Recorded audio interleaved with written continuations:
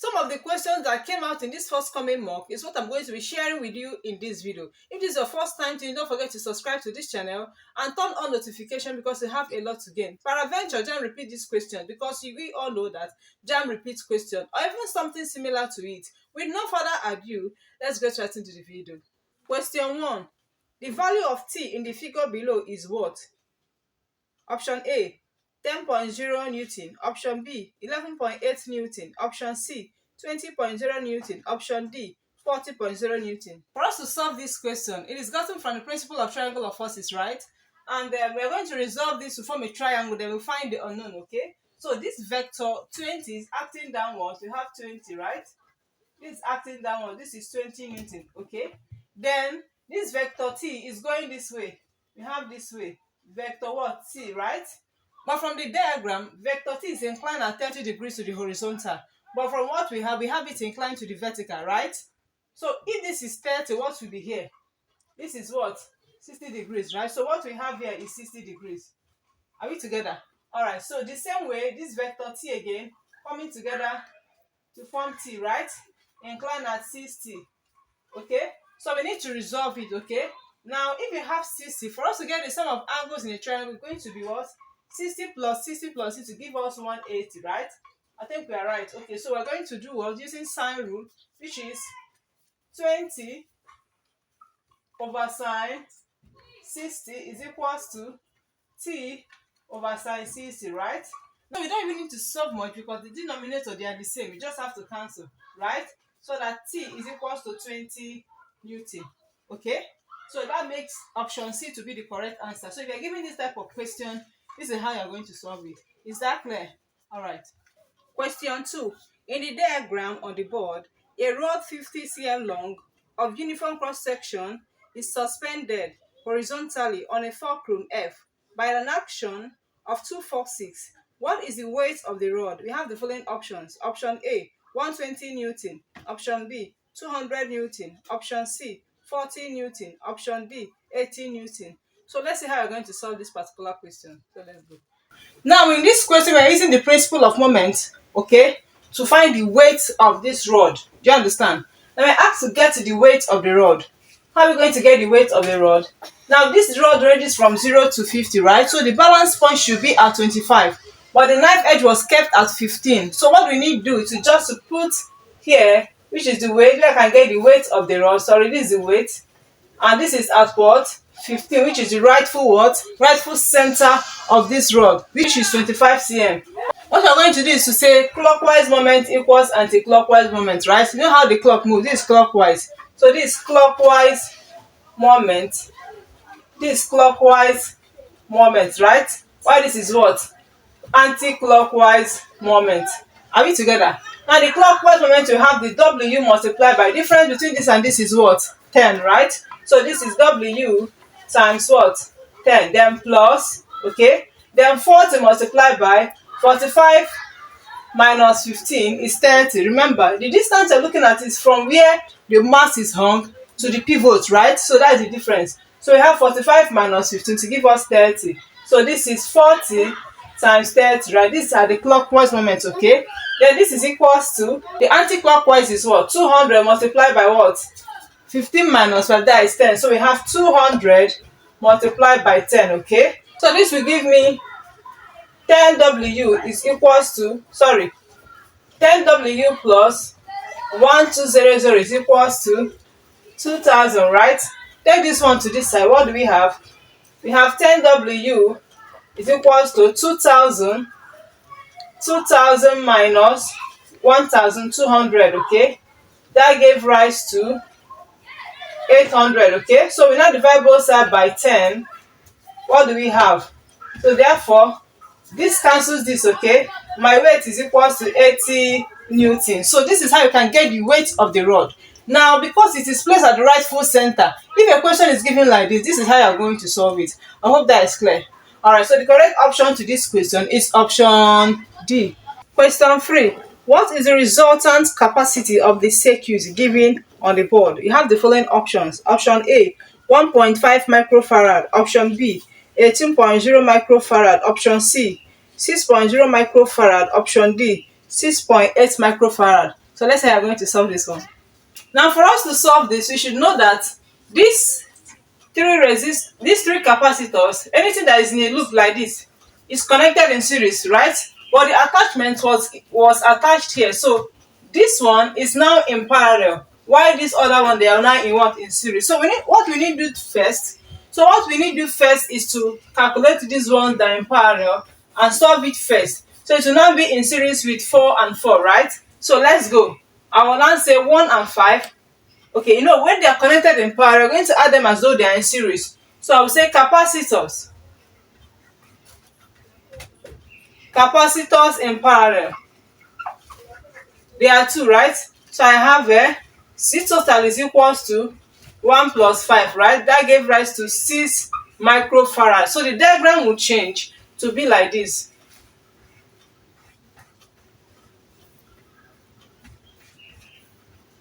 Do you understand? So this is 4 microfarad, 6 microfarad, and also what? 4 microfarad, right? Now they are now in series. They are going to solve it as series connection. So let's go. We have 1 over C total is equals to 1 over C1 plus 1 over C2 plus 1 over C3, right? So let's go. Now 1 over C total is equals to 1 over 4 plus 1 over 6 plus 1 over 4, right? What will be the LCM? The LCM is 24. You can use 24. 1 over C total is equals to 24, right? So this is going to give me what? 6. I will say 6 plus 4 plus what? 6. That's going to give me 16, right? So this is 16 over 24, right? Of which 8 can divide.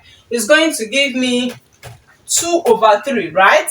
So, but what I'm looking for is C total. That is equivalent capacitance and not inverse of it. I'm going to see C total is equals to 3 over 2, right? That is opposite, right? It's going to give me 1.5 microfarad. Is that clear? So if you have a question like this, remember that these two are in series. These three, they are in series, right? But the parallel is attached from here to here, right? So these two, they are in parallel. You have to solve them first. It will not be in series with these two. So you can now solve it this way. I hope that is clear. From what we've got so far, the correct option to this question is option A. Question 4. If a current of 4.6 amperes was passed through a wire of resistance 6.5 ohms, the potential difference across the wire is what? You have the following options. Option A, 1.4 volt. Option B, 0.7 volt. Option C, 29.9 volt. Option D, 48.5 volt. So this question is under Ohm's law. So let's see how we're going to solve it. From the question, the current is giving us 4.6 amperes and the resistance R is giving us 6.5 ohms. You're looking for what? Potential difference. And from Ohm's law, V is equals to IR. So that is 4.6 multiplied by 6.5, right? That is my potential difference.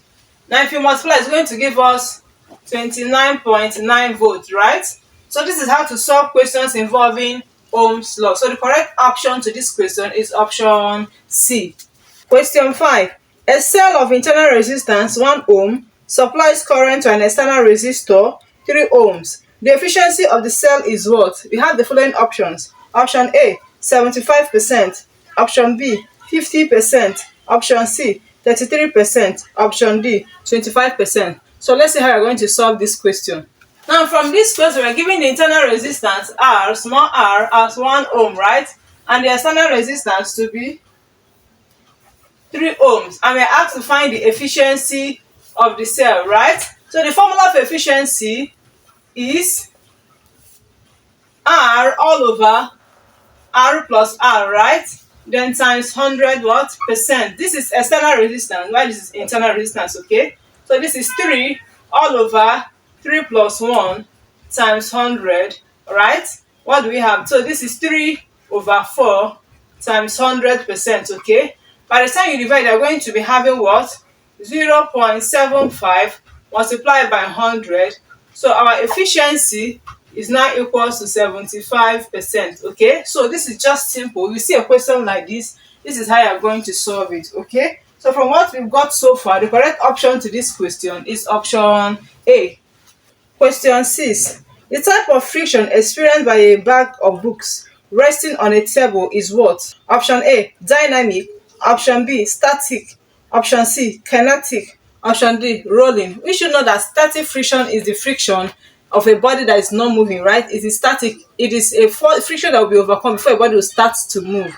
So because the body is resting and it's not moving, it's said to be what? Static friction. So the correct option is option B.